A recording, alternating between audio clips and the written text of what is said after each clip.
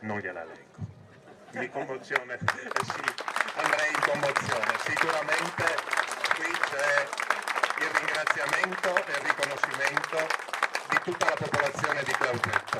E per suggellare questo, uno sguardo a ciò che Clausetto ci offre, perché con questa cosa nel cuore credo che sia difficile dimenticarci, quindi spero che lei resti sempre con noi. Attualmente l'università è la grande dimenticata. Noi abbiamo un primo ministro molto attivo che si dà da fare, dell'università praticamente non parla mai.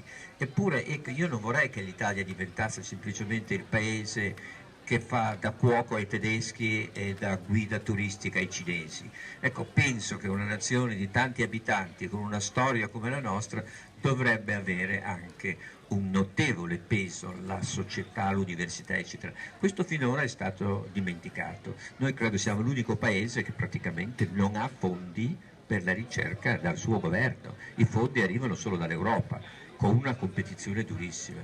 Quindi io spero che le situazioni cambiano, perché non è possibile che vada peggio, quindi andrà sicuramente meglio e quindi da questo punto di vista i ragazzi devono essere ottimisti.